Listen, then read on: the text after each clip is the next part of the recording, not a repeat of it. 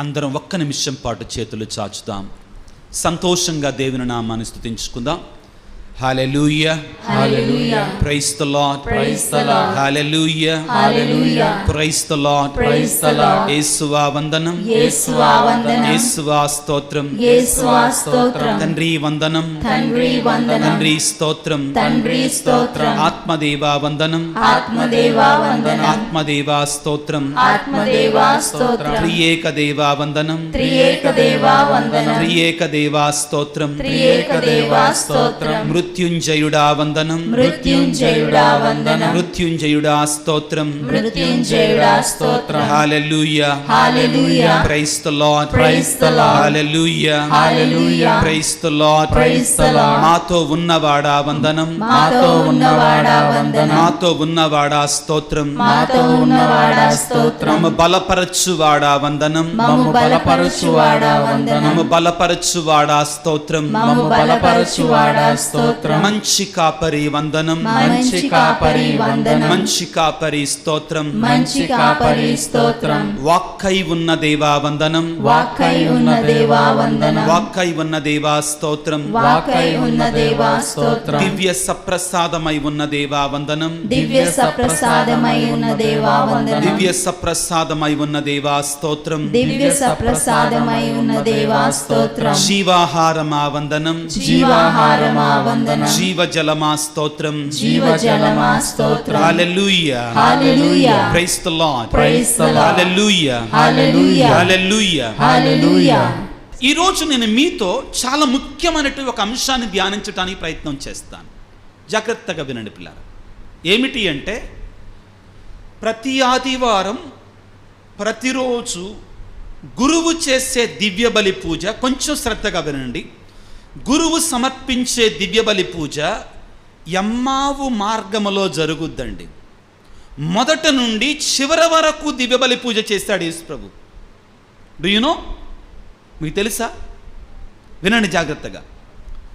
ఎమ్మావు గ్రామములో యేసు ప్రభు దర్శనములో మనకు దివ్య బలి పూజ ఈరోజు గురువు ఏ పద్ధతిలోనైతే చేస్తారో అదే పద్ధతి మొదటి నుండి చివరి వరకు యేసు ప్రభు ఎమ్మావు గ్రామంలో దివ్య బలి పూజను సమర్పిస్తాడు. వినండి వినండి. శిష్యులు ఎక్కడికి వెళ్తున్నారండి? చెప్పండి, పర్లేదు. ఎమ్మావు గ్రామ దారిలో ఉన్నారు. వినండి నాతోటి. యేసు ప్రభు వాళ్ళ దగ్గరికి వచ్చాడా? వాళ్ళు యేసు ప్రభు దగ్గరికి వెళ్ళారా? యేసు ప్రభు వాళ్ళ దగ్గరికి వచ్చాడు. ప్రతిరోజు దివ్య బలి పూజలో మనం యేసు ప్రభు దగ్గరికి వెళుతున్నామా? యేసు ప్రభు మన దగ్గరికి వస్తున్నాడు? కొద్దిగా ఆలోచించి చెప్పండి. భౌతికంగా ఆలోచించమాకండి, ఆధ్యాత్మికంగా ఆలోచించండి. ఎప్పుడూ కూడా ఆత్మీయ కనులు తెరవబడాలి. ఎవరు ఎవరి దగ్గరకు వస్తున్నారు? ఎవరు ఎవరి లోనికి వస్తున్నారు? యేసు ప్రభువే. మనం అంటామండి, నేను గుడికి వెళ్తున్నా, నేను పూజకి వెళ్తున్నా, నేను ప్రార్థన చేసుకోవడానికి తిక్కల మొహమా. విను జాగ్రత్తగా వినండి. విశ్వాసులందరూ గుమికూడి ఉన్నప్పుడు గురువు వారి మధ్యలోనికి వస్తాడు. ఎవరొస్తారండి? వస్త్రాలు ధరించక ముందు గురువు అభిషేకాన్ని పొందినా కానీ వస్త్రాలు ఎప్పుడైతే ధరిస్తాడో గురువు అపరక్రీస్తుగా మారతాడు. ఇంకా పూర్తిగా తన ఆధీనములో ఉండడు. క్రీస్తు నామములో, క్రీస్తు పేరిట ప్రజల మధ్యలోనికి వస్తాడు గురువు పీఠము దగ్గరికి. ఎవరి దగ్గరికి వస్తున్నారు ఇప్పుడు చెప్పండి? యేసు ప్రభువు ప్రజల మధ్యలోనికి వస్తున్నాడు. ఇక్కడ వినండి ప్రియులారా, వాళ్ళు బాధలలో ఉన్నారు, వేదనలో ఉన్నారు, విచారములో ఉన్నారు. ఎలా ఉన్నారండి? వాక్యాన్ని చదువుకుంటే లూకాసు సువార్త 24వ అధ్యాయము, లూకాసు సువార్త 24వ అధ్యాయము 14వ వచనం. జరిగిన సంఘటనల గురించి మార్గమున వారు ముచ్చడించుకొనిచుండరి. వారు ఇట్లు తర్కించుకొనిచుండగా యేసు వారిని సమీపించి వారి వెంట నడవసాగెను. వారు ఆయనను చూచిరి కానీ గుర్తింపలేకపోయిరి. మీరిప్పుడు దేనిని గురించి మాట్లాడుకొనుచున్నారు అని అడిగిరి. వారు విచారముతో నిలిచిపోయారు. వాళ్ళు ఎలాగున్నారు? సంతోషంగా ఉన్నారా? విచారంతో ఉన్నారా? ప్రియులారా, దివ్య బలి పూజకు వచ్చినప్పుడు మనం ఒక్కొక్కళ్ళను ఒక్కొక్క భారముతో వస్తాం, ఒక్కొక్కళ్ళను ఒక్కొక్క వేదనతో వస్తాం, ఒక్కొక్కళ్ళను ఒక్కొక్క సమస్యతో వస్తాం ఆదివారము. కానీ దివ్య బలి పూజకు వచ్చినప్పుడు ఆ బాధలలో ఉన్న మన దగ్గరికి, మన మధ్యలోనికి, పీఠం దగ్గరికి యేసు ప్రభు వస్తాడు మన మధ్యలోనికి. Praise the Lord, praise the Lord, praise the Lord. ఆ తరువాత ప్రియులారా ఏం జరుగుతుంది? వాళ్ళ భారాన్ని ప్రభువుకి ఇస్తున్నారు. అయ్యా ఇది జరిగిందయ్యా, ఇలా జరిగిందయ్యా. ఏం జరిగింది యెరూషలేములో అంటే, అయ్యా మేము యేసు ప్రభువుని నమ్ముకున్నాం. వాళ్ళు విచారముతో మునిగిపోయారు, బాధలతో మునిగిపోయారు. అవన్నీ యేసు ప్రభువు చెప్తున్నారు. మనం కూడా చెప్తాం దివ్యబలి పూజలో. ఎప్పుడు చెప్తాం? పాప సంకీర్తన సమయంలో పశ్చాత్తాప సాంగ్యం ఉంటుంది. మనందరం ప్రార్థన చేస్తాం కదా. ఏమని చేస్తాం? సర్వశక్తి గల సర్వేశ్వరుని చెంతను సహోదరి సహోదరులారా మీతోనూ పాప సంకీర్తనము ఏలయనా తలంపు చేతను వాక్కు చేత, ఇవన్నీ చెప్తామండి. ఏమంటాడు గురువు? ఈ దివ్య బలి పూజలో మనం యోగ్యముగా పాల్గొనటం కొరకే మన పాపములని, అంటే మన భారాన్ని, మన విచారాన్ని, మన బాధని, మన తప్పులని, మన పాపాలని మన ప్రభువుతో చెప్తాం. అవునా కాదమ్మా? అవునా కాదా? శిష్యులు అదే చేస్తున్నారు. దివ్య బలి పూజ జరుగుతుంది అక్కడ ఎమ్మావు మార్గములో. యథాతథంగా ఏమి జరుగుద్దో దివ్య బలి పూజలో ఎమ్మావు గ్రామంలో అది జరుగుద్ది. ప్రభు వాళ్ళ మధ్యలోనికి వచ్చాడు, గురువు మన మధ్యలోనికి వస్తాడు పీఠం దగ్గరికి. తర్వాత ఏమి జరిగిందని ప్రభువు మన మధ్యలోనికి వచ్చి మన బాధలు, మన పాపపు స్థితి ఆయన తెలుసుకుంటాడు. తెలుసుకున్న తర్వాత ఏం జరుగుద్దండి? దేవుని యొక్క వాక్యం బోధించబడుద్ది. ఏం జరుగుద్ది? పట్టణాలు, ఆదివారం అయితే మొదటి పట్టణం, రెండవ పట్టణం, మూడవ పట్టణం దేవుని యొక్క వాక్యం వివరించటం జరుగుతుంది. యేసు ప్రభు ఏం చేస్తున్నాడండి? లూకాసు వార్త 24వ అధ్యాయము, లూకాసు వార్త 24వ అధ్యాయము 25వ వచనాన్ని చదువుకుందాం. అప్పుడు యేసు ఆ ఇద్దరితో, ఓ అవివేకులారా, ప్రవక్తల ప్రవచనములను నమ్మని మందమతులారా, క్రీస్తు శ్రమలను అనుభవించి తన మహిమలో ప్రవేశించుట అనివార్యము కదా అనెను.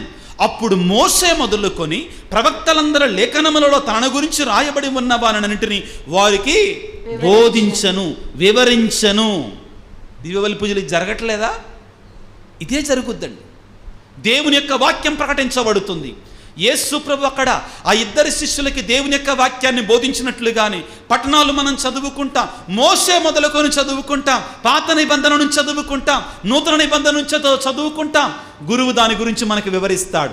దివ్య బలి పూజలో ఎమ్మావు గ్రామంలో ఏ విధముగా యేసు ప్రభు శిష్యులకి వాక్యాన్ని బోధించాడు, అదే విధముగా మనకి కూడా వాక్యము బోధించబడుతుంది. ఆ తరువాత ఏం జరుగుతుందండి? ఇప్పుడు ముఖ్యమైనటువంటి సన్నివేశానికి వస్తున్నాం, ముఖ్యమైన భాగానికి వస్తున్నామండి. ఏం జరుగుతుంది? శిష్యులు ఆహ్వానించారు. ఆహ్వానించి యేసు ప్రభువుకు వాళ్ళు ఏమిచ్చారు చెప్పండి ఇప్పుడు మాట? అర్పణ జరుగుతుంది. ఎంత క్లియర్గా ఉందండి. వాళ్ళు ప్రభువుకి ఏమిచ్చారండి చెప్పండి? ప్రభు చేతుల్లో ఏముంది? రొట్టె. ఏమిచ్చారు? రొట్టెనిచ్చారు, బ్రెడ్నిచ్చారు. యేసు ప్రభు లేకపోతే ఆయన జేబులో తెచ్చుకున్నాడు అక్కడికి? వాళ్ళు చేరవలసిన గ్రామం చేరుకున్న తర్వాత, వాళ్ళ ఇంటికి వెళ్ళిన తర్వాత యేసు ప్రభుని కూడా పిలిచారు. వాళ్ళే వాళ్ళ ఇంట్లో ఉన్న రొట్టెను ప్రభు చేతుల్లో పెట్టారు. అర్పణ సమయంలో ఏం చేస్తాం మనం? అపద్రాక్షరసాలని నడిపూజలో గురువుకి సమర్పిస్తాం. మనకున్నట్టు పండ్లు, ఫలాలు, కానుకలు దేవునికి సమర్పిస్తాం. అదే జరుగుతుంది ఇక్కడ. ఆ తరువాత ఏం జరుగుతుంది? నడిపూజ. ఏంటిదండి? నడిపూజ. నడిపూజలో గురువు ఏం చేస్తారు? ఇది నా శరీరము, దీన్ని తీసుకొని మీరు భుజించని రొట్టెను ఏం చేస్తారు? విరిచి బిడ్డలకు ఇస్తారు. ఏం జరుగుతుందండి? లూకాసు వార్త 24వ అధ్యాయం 30వ వచనములో, యేసు వారితో కూడా భోజనమునకు కూర్చుండినప్పుడు ఆయన రొట్టెను తీసుకొని త్రుంచి ఆశీర్వదించి వారికి ఇచ్చెను.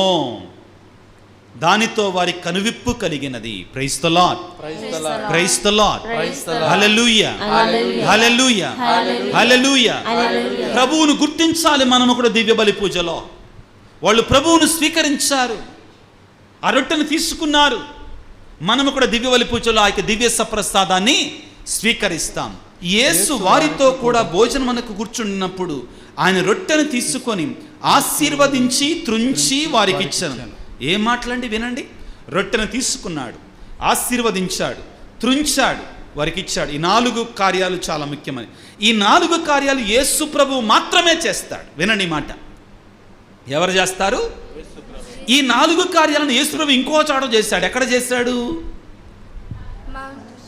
లాస్ట్ సప్పర్లో, కడరా భోజనంలో చేశాడు. శిష్యులకు తెలుసు ఆ విషయం. ఈ కార్యాన్ని ప్రభువు మాత్రమే చేస్తాడు. ఈ కార్యాన్ని చేసినప్పుడు అది మామూలు భోజనము కాదు, స్వయముగా యేసు ప్రభు యొక్క దివ్య సప్రసాదము, ప్రభు యొక్క శరీరము. ఎప్పుడైతే ప్రియులారా యేసు ప్రభు వారి మధ్యలోకి వచ్చారో యేసు ప్రభువును వాళ్ళు గుర్తించలేదు. యేసు ప్రభు వాళ్ళతోటి మాట్లాడారో యేసు ప్రభువును వాళ్ళు గుర్తించలేదు. యేసు ప్రభువు వారికి వాక్యాన్ని బోధించారు, యేసు ప్రభువును వాళ్ళు గుర్తించలేదు. యేసు ప్రభువు వాళ్ళని గద్దించాడు, యేసు ప్రభువును వాళ్ళని గుర్తించలేదు. కానీ ఎప్పుడైతే యేసు ప్రభు రొట్టెను తీసుకున్నాడో, విరిచాడో, ఏం జరుగుతుందో తెలుసు. చదవండి పిల్లలు, 31వ వచనం గట్టిగా చదవండి. దానితో వారికి కనువిప్పు కలిగెను, వారు యేసును గుర్తించిరి, కానీ ఆయన అదృశ్యుడాయన. 3 ముఖ్యమైన కార్యాలు అందరూ చూడండి, జాగ్రత్తగా చూడండి పిల్ల. వారికి కనువిప్పు కలిగింది, యేసును గుర్తించారు, యేసు ప్రభు కనపడకుండా పోయాడు. ఏం జరిగిందంటే చెప్పండి అందరూ. మొదటిగా ఏం జరిగింది? కనువిప్పు కలిగింది. అంటే అప్పటి వరకు వాళ్ళ కళ్ళు మూసుకొని ఉన్నాయి. ఆధ్యాత్మికమైన కళ్ళతోటి వాళ్ళు చూడలేకపోయారు ప్రభువుని. ఎందుకని? వినండి. ప్రభు వాళ్ళతోటి నడిచాడు కదా, చూశారు యేసు ప్రభువుని? గుర్తించలా. అంటే ఒక మనిషి మాతో నడుస్తున్నాడు ఎమ్మావు గ్రామానికి, కానీ ఈయనే ప్రభు అని గుర్తించలా. అంటే వాళ్ళు బాహ్యమైన నేత్రాలతో చూశారు, కానీ ఆంతరంగికమైన నేత్రాలతోటి ఈయనే ప్రభు అని చూడలేకపోయారు. వాక్యాన్ని బోధించాడు వాళ్ళకి, గుర్తించారా? చూడగలిగారా? చూడలేకపోయారు. కానీ ఎప్పుడైతే వారి కనులు విప్పబడ్డాయో, కనులు తెరవబడ్డాయి, ఎప్పుడు రొట్టెను తీసుకొని త్రుంచి ఆశీర్వదించి వారికి ఇచ్చినప్పుడు వాళ్ళ కళ్ళు తెరవబడ్డాయి. మొదటిగా వాళ్ళ కళ్ళు తెరవబడ్డాయి. రెండవది ఏం జరుగుతుందండి? వారు యేసును గుర్తించారు. They recognised Jesus. యేసును వాళ్ళు గుర్తించారు. రొట్టెలో గుర్తించారు, రొట్టె విరిచుటలో గుర్తించారు. నీవు నేను కూడా ప్రియులారా గుర్తుపెట్టుకోండి, దివ్య బలి పూజలో రొట్టె విరిచినప్పుడు ప్రభువును చూడాలి. చాలా చోట్ల చెప్పాను ఈ మాట. ఆధునిక ప్రపంచంలో అన్నీ బాగున్నోళ్ళు కూడా ఆ దివ్య బలి పూజ, నడి పూజలో అప్పమ్మ విరవబడినప్పుడు, దివ్య బలి పూజ సప్రసాదం విరచబడినప్పుడు చేతులు జేబుల్లో చేతులు పెట్టుకొని, చేతులు వెనకగట్టుకొని నిలబడి ఉంటున్నారు. అది మంచిది కాదండి. అత్యున్నత సింహాసనముపై ఆసీనుడైనటువంటి ఆ యేసయ్య పీఠము మీదకి వేంచేసి వచ్చినప్పుడు దేవదూతలు సహితము మోకరించి తలలు వంచి ఆరాధించే సమయం అది. మీకు దేవుడు మీ పితరులు ఇచ్చినట్టు విశ్వాసాన్ని కోల్పోవద్దు దయచేసి. ఆ యొక్క భక్తిని కోల్పోవద్దు దయచేసి. పునీత జాన్ మరియ వియాన్నీ గారు ఏమన్నారు తెలుసా? ప్రతిసారి పీఠం మీద గురువు అప్పాన్ని పైకెత్తినప్పుడు పరలోకము నుండి దేవుని యొక్క దూతలు ఆశతో వంగి నమస్కరిస్తారంటండి. ఎక్కడి నుంచి అంటండి? పరలోకము నుండి దేవదూతలు ఆశతో పీఠం వైపు, ఆ దివ్య సప్రసాదం వైపు వంగి ఆరాధిస్తారంటండి. నీవు నేను ఏం చేస్తున్నాం? ప్రభువును గుర్తిస్తున్నామా? అయిపోయింది, దివ్య సప్రసాదం స్వీకరించాం, మన స్థలాల్లో కూర్చున్నాం. చివరిలో ఏం చేస్తారు? గురువు మనకి ఏమిస్తారు? ఆశీర్వాదాన్ని ఇస్తారు. ఆ తర్వాత ఏం జరుగుతుంది? సమాధానముతో వెళ్ళి క్రీస్తు సాక్షులుగా మీరు జీవించండి. ఎలా జీవించాలి? క్రీస్తు సాక్షులుగా. మీ శిష్యులు ఏం చేశారు? వెళ్ళి సాక్ష్యాన్ని పలికారు. ప్రతి విశ్వాసి కూడా దివ్య బలి పూజ అయిపోయిన తర్వాత, అయిపోయింది కానీ దుప్పట కప్పుకొని తరబాటం కాదు. దివ్య బలి పూజలో నువ్వు పొందుకున్నటువంటి ఆనందం, నువ్వు చూసినట్టు ఆ యేసయ్యను గురించి, నువ్వు పొందుకున్నట్టు ఆత్మీయ పరమానందాన్ని గురించి 10 మందికి నువ్వేం చేయాలి? తెలియజేయాలి. ఇతరులకు తెలియజేయాలి నువ్వు కూడా. అర్థమవుతుందా ప్రియులారా? మరొకసారి అందరూ నా కళ్ళు చూడండి, చాలా వివరంగా చదువుకుందాం, వివరంగా తెలుసుకుందాం. దివ్య బలి పూజలో ఏం జరుగుతుంది? గురువు మన మధ్యలోనికి వస్తాడు. యేసు ప్రభు ఎమ్మావు గ్రామానికి వెళుతున్నట్టు ఆ 2 శిష్యుల మధ్యలోనికి వచ్చారు. యేసు ప్రభు దివ్యబలి పూజను సమర్పిస్తుండగా మన బాధలు, మన పాపాలను ఒప్పుకోలు జరుగుతుంది. పాపాలు వింటాడు, మన బాధలు వింటాడు, మన పాప స్థితిని వింటాడు. వారి స్థితిని కూడా వాళ్ళు చెప్పారు, విచారముతో నిలిచిపోయారు. వాళ్ళ స్థితిని యేసు ప్రభువుతో చెప్పారు. ఆ తరువాత వాక్య పరిచర్య జరుగుతుంది. యేసు ప్రభువు కూడా ఎమ్మావు గ్రామంలో శిష్యులకి వాక్యాన్ని బోధించారు. ఆ తరువాత వారు రొట్టెను యేసు ప్రభువుకి అందించారు. అర్పణ జరుగుతుంది దివ్యబలి పూజలో. ఆ తరువాత ప్రియులారా రొట్టె విరవటం జరుగుతుంది, నడి పూజ జరుగుతుంది. గురువు రొట్టెను ఆశీర్వదించి త్రుంచి శిష్యులకు ఇస్తారు. ఇక్కడ ఏమని చదువుకుంటామండి? లూకాసు వార్త 24:30 ఆయన రొట్టెను తీసుకుని ఆశీర్వదించి త్రుంచి వారికి ఇచ్చను. అవునా కదా? అదే కార్యాన్ని గురువు కూడా యేసు ప్రభు స్థానంలో ఉండి చేస్తారు. ఆ తరువాత వారు రొట్టెను భుజించారు.